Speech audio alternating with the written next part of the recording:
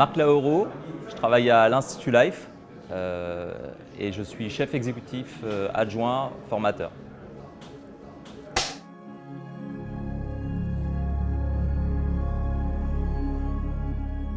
J'ai le souvenir de mon père qui déglace le foie de veau, donc un foie de veau qui se snackait de chaque côté, et déglacé avec un petit vinaigre.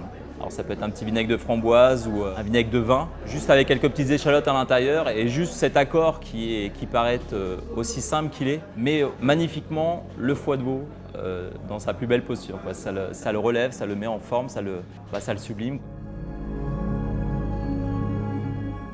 L'acidité est très importante dans une sauce. Même si elle n'est pas au début, ou elle peut être au début par déglaçage, en tout cas elle finit toujours par être en place. Alors ça peut être par le vinaigre bien sûr, mais ça peut être par d'autres acidités avec tous les agrumes qui peuvent exister. Il y a bien plusieurs façons d'ajouter l'acidité.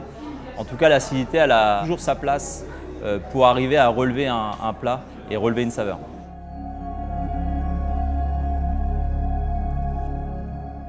Je suis parti de la Syrah, cépage Syrah, ramener le côté authentique et le côté peps.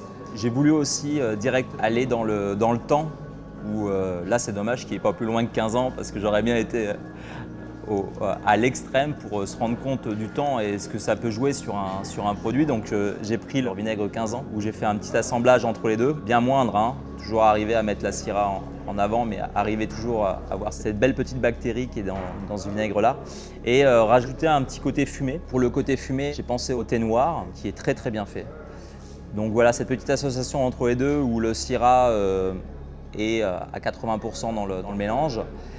Petite note de fumée et petite note d'authenticité avec ce magnifique vinaigre qu'ils ont réalisé.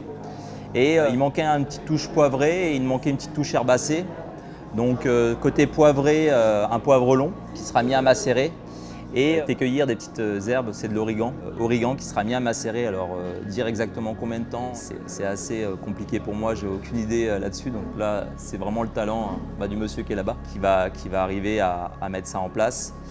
Et pourquoi pas, je me dis, après tout ça, quand on aura goûté ce mélange qui va être pas forcément complexe, voilà, ça va être simple à pouvoir assaisonner aussi bien des viandes, des poissons, plus de viande blanche et pour sûr des petits légumes, soit tomates, petites courgettes grillées ou autres. Je me dis, par rapport à ça, pourquoi pas rajouter une petite note de miel à l'intérieur. Ça sera à voir, est-ce qu'il y a un intérêt ou pas, mais je pense qu'il faut déjà laisser vivre cette fermentation pour arriver à se donner une idée s'il y a besoin d'amener une petite chose à la fin pour arriver à amener une typicité à ce vinaigre.